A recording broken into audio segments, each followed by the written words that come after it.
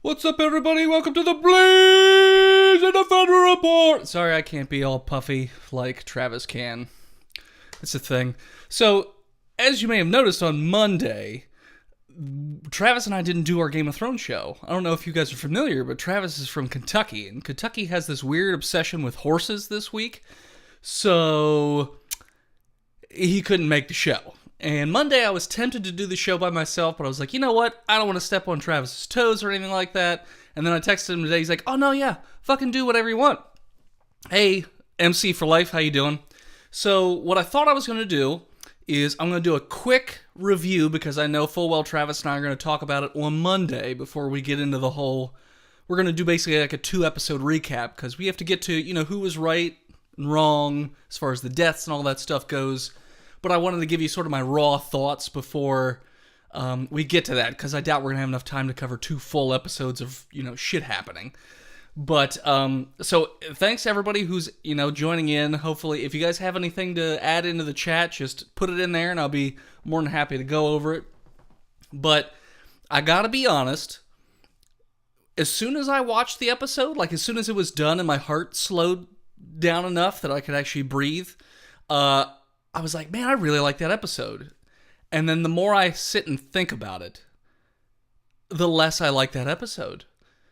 For a multitude of reasons, which I'll get into here in a second. But to start on the positive side, it was really, really well shot, I thought, in the sense that the battles were amazing to watch. Seeing the Dothraki go into the dark, and then you just see their flames, and then one by one... They just go out, and then just a few people run back, and they're all terrified. The undead swarming. Yes, he who is Steve, I apparently do. You know this. Why are you already asking questions? You know the answers too, Steve. It's the only possible reason you could hate... I didn't say I hate this episode. I said I don't like it as much. It's not a great episode. If I'm going to just skip to the end, I would say I'd give it probably like a 6.5. but is what it is. But like, so the way it was shot was amazing. The freaking sea of zombies, or what do they call them, whites, something like that, I forget. The undead, just as soon as they hit the wall of people, and then they just flow over, like, that was freaking terrifying. And when people are surrounded on all sides, it seems very overwhelming. Like, the way all that was shot was amazing. The fight scenes were really, really good in terms of like one person versus unlimited number of horde, and you could see them just slowly getting tired over time. Like, all that was amazing. But there were a few things that really irked me the more I think about it. So, to put it in context, for whatever reason this week, I got the Reigns of Castamere stuck in my head. So I was playing that song at work, and then it popped up in the Next Up video that it was Jaime Lannister basically telling the entire story of the Reigns of Castamere. And I had heard it before, but I forgot about it. And just hearing that very short, simple story that's just contained within the story of Game of Thrones, I was like, that right there is so clever and interesting. But I feel like we haven't had that in a while. Like, it's just been sort of really good generic TV. Like, it's still really great, but it's not really up to par with what we're used to with Game of Thrones. And I think you'll notice the big difference is when it switched from George R.R. Martin to strictly the show writers. And because I think they play too much to fan favorites. They don't want to kill off characters or anything like that. They don't want to do anything. They try and be surprising or shocking, but not too crazy. MC for Life says, also, if you're fighting a zombie apocalypse, why hide the women and children in a crypt? Yeah, I'm going to get to that in a second. Don't you worry. A part of this video also, if you'll stick with me to the end anyways, is that at 8 o'clock, the Giant Size Team Up Network is doing their review of Avengers Endgame. I won't be there. We're letting Tristan get letting Tristan cut his teeth, so to speak, on, the group chats, so he's going to get on that one, and I'm just doing this show. But I thought, hey, if it builds up some, viewership for the other show, I'm doing my part as Giant Size Team Up Network member. But so let's just start off. The tension buildup was really, really good. It's pretty quiet. Nobody's really saying a whole lot. You just feel the dread coming. And I was really tempted, I'm not going to lie, how right I was going to be on my deaths. I was like, man, I got a feeling I'm going to be real good on this one.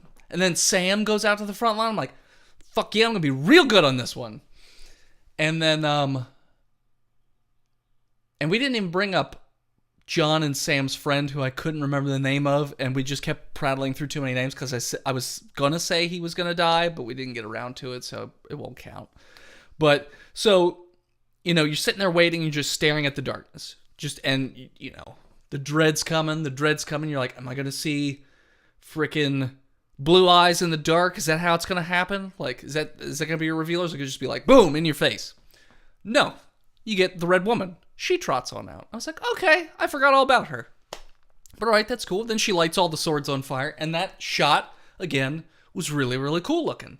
This episode was filled with really, really awesome shots. But here starts my first issue. The last episode, they showed us that you are outnumbered by a fuck ton. Just an absolute fuck ton. So what's your brilliant first move? Let's take the Dothraki. Now, I don't know how many Dothraki there were exactly, maybe like 100,000, 50,000, whatever. But you take the Dothraki, and you send them in the pitch black, and you just shoot them forward. Just go, yep, go. Just go. You got this. Why? What sense does that make? Like, first off, they're probably not going to be able to see anything, because Flaming Sword, it's not really a whole lot of viewability. You'll probably see them 15 feet before you hit them, but by then, you can't really react. But you're sending all these troops in to just die. And do we forget that the Night King can just convert people? Now, he didn't do it right away, because then they would have been super fucked, but what was the plan behind that? And then they were shooting the catapults of fire and stuff, and I was like, okay, I'm all on board. And then when the Dothraki got there, they said, okay, no more shooting the catapults. I'm like, what are you talking about? Fucking keep shooting. Keep firing, because they're not shooting anywhere near the Dothraki, and there's so damn many of them that you could just keep firing the entire battle and you probably wouldn't hit the same like area of zombies. You just keep hitting more and more zombies. There's just that many. So why the fuck did you stop firing? But whatever. So then most of the Dothraki are dead except for Jorah because he's got plot armor till a little bit later because you know your main characters can't die in the dark. Which I knew was going to happen. He wasn't even all that injured. But he comes back. All right, next phase of the fight happens. You know, the zombies just lay into the forces. And I'm not going to lie. I completely forgot that the zombies use weapons. 100% forgot that. Because I was like, you know, I feel like the living really have an advantage. Because, you know, they're going to have armor and they're going to have weapons and all that stuff. And then 1 second into me saying that, stab, stab, stab, stab, stab, stab, stab. Oh, that's right. They do use weapons. They don't just bite and tear. Yeah, they're pretty fucked. But just swarming over. And now, I've been saying this since Marine, but the Unsullied, their weapons are stupid. Like, the fucking long, poles and halberds or whatever, like, fuck stupid. Like, it's not gonna work. As soon as they get past that distance, you're just fucked. You're not gonna be able to, like, there's no close range fighting with it. It's not like you're gonna beat them with the, you know, the blunt end of your stick and then it'll stun them for a second. They don't give a hot shit about that. They're zombies. They should all have close range weapons. Like, you can put those up front like they would do to stop horses or things like that. You can stick those in the ground, the zombies are going to run into them, cool beans, and then you can slash around with, you know, close-range weapons. The same thing in Marine. You have these big, long-range weapons in tight and closed spaces, and then you get fucked. Why? What sense does that make? Doesn't make any sense. This is supposed to be one of the greatest armies in the world. No, it has a lot. So they just beat you by attrition, I guess? Or they just have that many that you don't have to worry about it? I don't know, but... So that part gets in. And I was sure that Wormtongue was or Grey Worm? Grey Worm. Wormtongue is fucking something else. The Grey Worm was going to die because he's on the front lines. And then he just slowly keeps on scooting backwards. Same with Jaime and Brienne and all those guys. And I'm like, okay, all right. They're starting to retreat. I don't know how they didn't die because they were right on the front. And we all saw the wave of death hit. But all right, that's fine. Whatever. They can have a more meaningful death later. I get that from a narrative understanding. Sure, why not? But then Sam, who I don't know how the fuck Sam lived through this episode, aside from having the thickest, like with so many C's, you can't say them all, plot armor you've ever seen, but he gets knocked down, and then his buddy has to save him. Oh, buddy dies. But then Sam can just waddle his way away to live for a while longer. And I was like, okay, all right, maybe Sam's gonna die later. It's fine, whatever. But then they just keep backing him up until everyone gets back into the castle and then closes the doors. And they close the trench, which, by the way, leads me to another problem. Why is there only one fucking trench? Well, the freaking blockade thing, the wood blocks that had dragon glass in them, did they think it was just like, oh, there's only going to be enough zombies for one for each of these, so it's not going to be a big deal? No, they're going to hit that, and then the ones behind it are just going to climb right over. No big problem. He says, how many people died to save that fat fuck who insisted on fighting and was completely useless? A lot. Probably just the one guy. No one else gave a hot shit. If you notice, John later on in the episode just totally ignores Sam. He's just like, well, I don't got time for Sam. Gotta go save Bran. But, so, why have the one trench with fire? Now, the storm hit and whatnot, so they had trouble lighting it, and then they had to have Melisandre do it. Okay, cool, that's fine. But why just that one trench? That whole field should have just been trench after trench after trench after trench. Like every 15 feet, another trench, staggered a little bit, and each one lights up and is connected. So if you light the first one, it's going to light all of them. Now, granted, the Night King probably would just put them out, or one of the generals or whatever, but you'd take out more than what you did, which then leads to the next problem I have. Once you get everybody into the castle, and the undead hit the firewall and stop, why is nobody shooting arrows? Now, Phil tried to make this argument to me that, oh, you gotta conserve ammunition. For fucking what? as soon as they get to the wall, they just take the archers away anyways, because you can't use them in close range. So why not just keep firing until you're out of arrows? Just keep shooting, just keep shooting, just keep shooting. Take as many as you can. But whatever. Then they get to the wall. I'm sorry, but I'm pretty sure... Now, granted, pouring boiling oil on people's not going to do anything, but pouring flammable liquid down the wall onto the zombies and then lighting that on fire might have done something. So then you can have the whole wall engulfed in flames, and then it's much harder for the zombies to climb up because as soon as they touch the wall, whoop, they're on fire. They don't do any of that. None of that. And then they get up over the wall, and herein starts my next set of problems with this episode. How many times were characters completely surrounded, being engulfed by zombies on all sides, for them to cut the scene, and like they're falling down because there's so many climbing up, and then the scene cuts, goes to something else, comes back, that character's in a different place entirely, with no explanation how they got out of that situation, and there's not as many zombies. How'd we get to that spot? How? I just want to know how. MC for Life said they only had one trench because no one could see in this episode past 10 feet. Well, yes, in the darkness, but I'm saying in the prep leading up to it, it was daytime. They show in the background them digging these ditches. You can keep digging ditches. Just keep digging them. Like during the daytime. And then you have it connected so that way when you light your first trench that you can see, it then lights up all the other trenches. Or by you just firing wildly into the dark with your flaming catapults, it probably would hit something. Or have the dragons do it.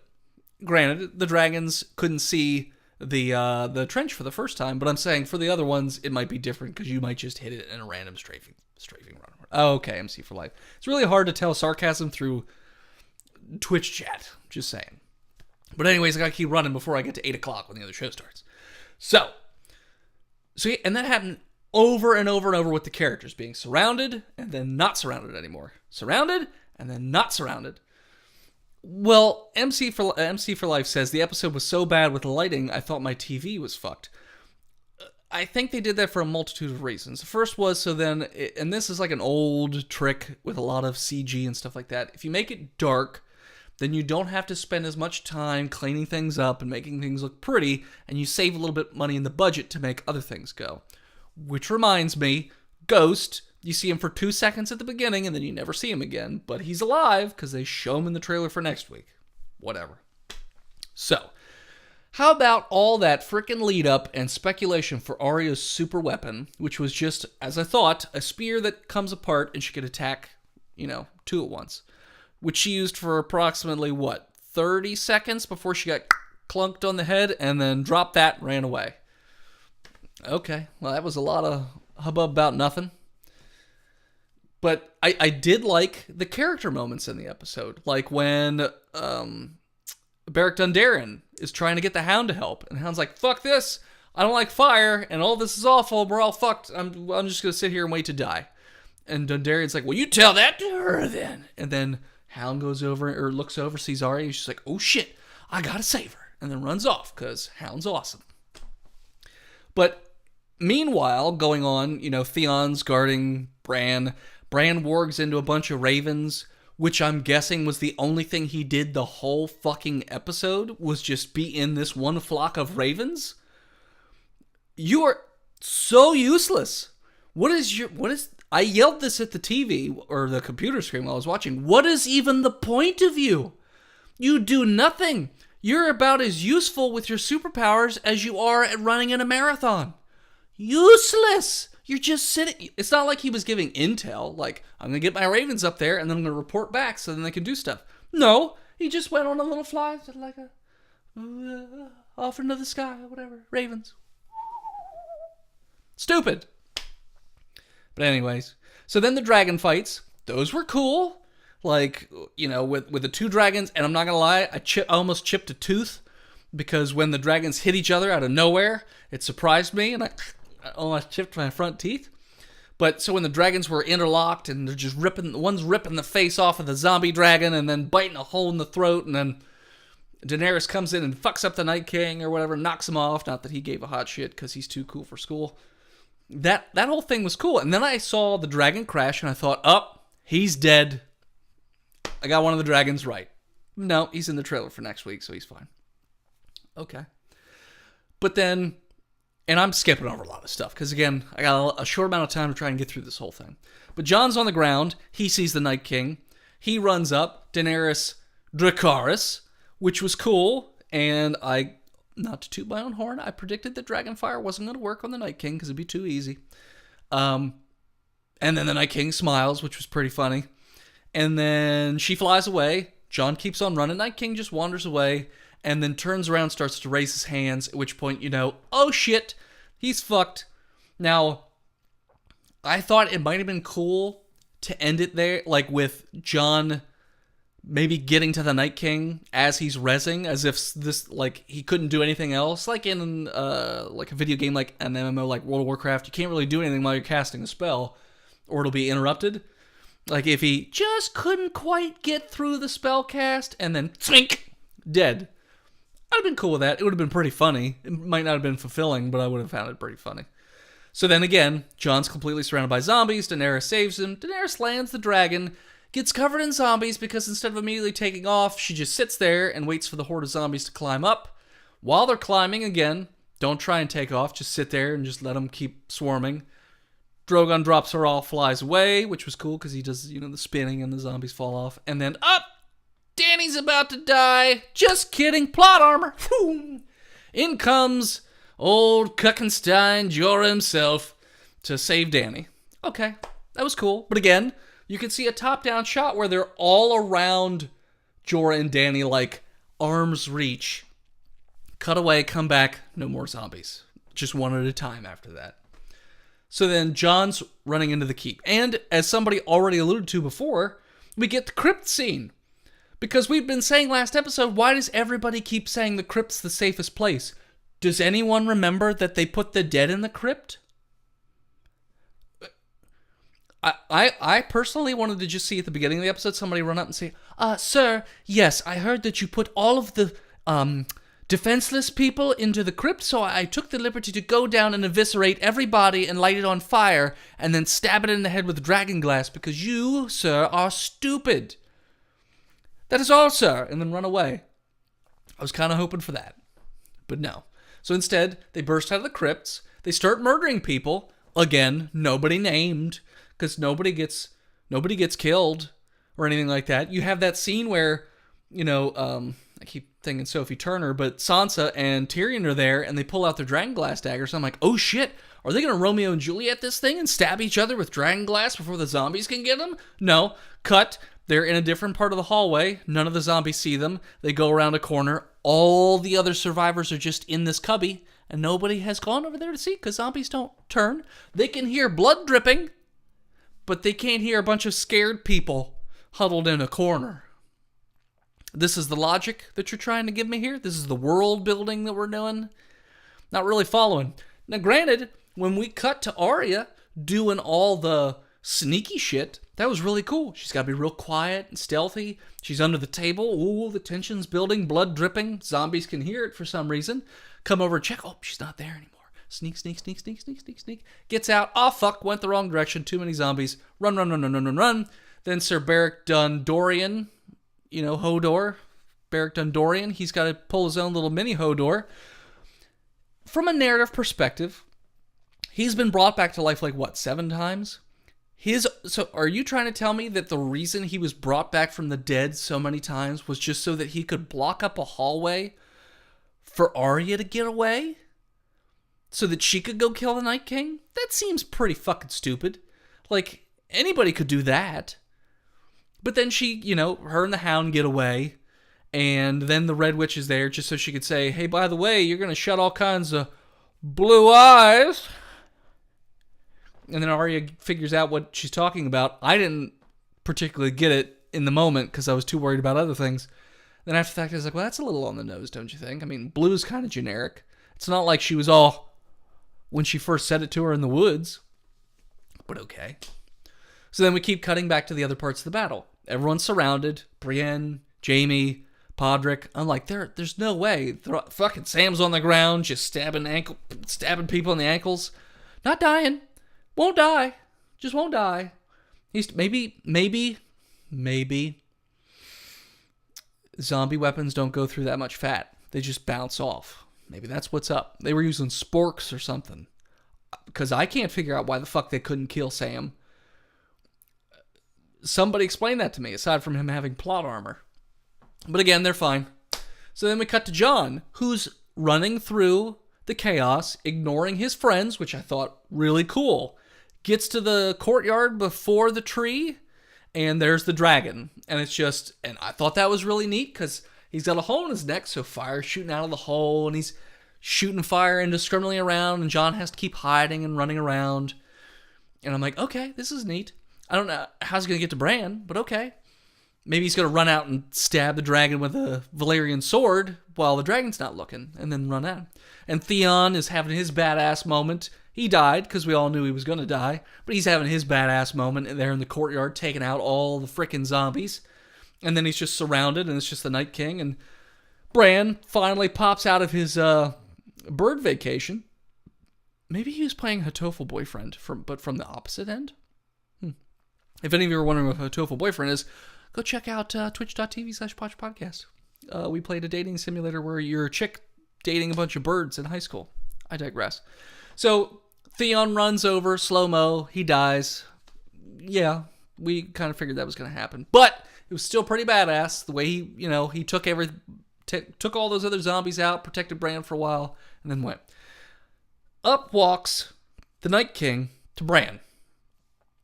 Now, it probably doesn't make a lot of sense. It probably would be stupid.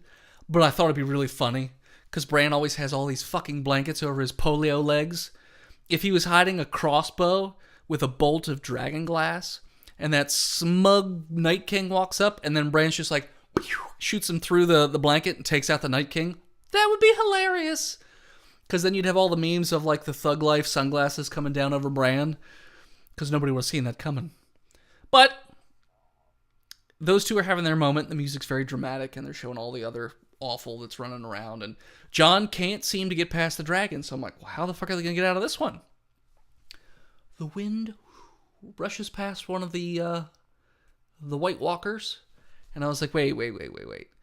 What is this? What's this? And then all of a sudden, out of nowhere, Arya comes leaping and goes to stab them, does her Brienne dagger hand switch, stab in the gut. Okay. My issue with that is, those fuckers, the normal zombies, could hear somebody dripping blood from like 30 feet away. And I get that Arya can silently move, but there's a difference between silently moving and silently sprinting. How did she get there anyways? Because the previous room has a dragon in it shooting fire everywhere. If they had set that scene up better, where John sees Arya, and he's like, oh, I gotta distract the dragon. Goes out, distracts the dragon while Arya sneaks around. Okay, that would have made more sense. But she just comes out of fucking nowhere. I'm like, alright, I guess that makes sense. Sure. And kills him, and then all the other zombies die Phantom Menace style. Which was just kind of underwhelming, to be honest, because you have 8 years of a show build up to this one big bad. This motherfucker that everyone's terrified of, and he's so badass. The only time he smiles is when he takes a nice hot shower in Dragonfire. All this stuff. And then he just goes out like that. One episode. One episode in, one episode out. No, I mean, I've heard people complain about, where's the backstory? He just wants to murder everything. He's not a particularly complicated villain. Now, maybe George R. R. Martin would have written him as a slightly more complicated villain, or maybe he would have written in his motives, or, why did he take so long to enact a plan? Why didn't he just do it right away? Was he waiting for dragons? Was there some particular thing about this time, this year? Like, what's his plan for getting over to the rest of the world where, there's ocean and desert and all that stuff? That would have been kind of cool to figure out, but okay. What I would have liked a lot better is if John was also involved in that fight. Now, I got yelled at by a number of people, mostly Phil, when I said I kind of wanted John to kill the Night King because I felt like he earned it a lot more than Arya did. And he said, John already gets to do everything. He's the fucking main character of the show. All right. I want you to take some time. Think about this. Think about this real fucking hard. How many big names has John killed on the show? How many big bads has he killed? I want you to think about that. Can you think of any? Somebody tried to argue Mance Rayder. No, he just put him out of his misery because Stannis killed him. So I'm going to give that one to Stannis, not to Jon. Any other ones? Other than Nameless White 1 and or 2? I can't think of any. He hasn't killed anybody other than, maybe the guy with the knives in the super rapey incest camp. Arya, though, she's killing like everybody that's named. She gets to avenge the Red Wedding. She gets to kill the Night King. She gets to avenge their dad. Just gets to do all this stuff. Just keeps killing all the... And I get it. She's the world's greatest assassin. Cool. Whatever. That's awesome. All right? But still, like, this was like Jon's thing. He's been prepping for this fucking fight for 8 years almost. At least the last 4 or 5. And he's not even present. He just stands up and he's just like, whatever, eat me, bro. And the dragon dies. Because Phantom Menace style. Now, I'm going to be... And nobody died, really. Like, no main characters died. They all just got out of it. What the hell is that about? Where'd the teeth of this show go? Is what I want to know. I'm hoping that the last 3 episodes have something, but I'm going to be kind of pissed if Arya also kills Cersei, because from a narrative standpoint, that's pretty stupid too. It should be somebody like Jaime. Like, that would be like an emotional gut punch, because you would feel from his perspective. But if it's Arya, it's just like, okay, I guess Arya killed another fucking person, whatever. Tra-la-la. But anyways, so that was my quick and dirty, and like I said, I'd give it probably about a 6. Just because the fights themselves looked so fucking cool. And, like, the choreography was cool, but, like, just the direction was just... And the writing a bit was just... just didn't do anything for me. And I'm sure Travis and I will probably argue about it because he probably loved it, and I'm just kind of on it. But anyways, so hopefully you guys enjoyed this little bit. The whole point of this was I'm trying to get more episodes for Travis so he can get to affiliate, because... he hasn't hit it yet because he keeps getting sidetracked with goddamn horse races and all that jazz. But what I'm going to do, so stick here in the chat, I'm going to hit the host so we can host the GSTU Media, so then you can watch the GSTU Media review Endgame, Avengers Endgame. So hold on a second while I do that here in the chat. And hopefully you guys had a good time. But let's see here, GSTU Media. All right, see you guys. Oh, let's raid. Okay, raiding. I'm hoping this is working. I have no idea if it is or not. Let's see.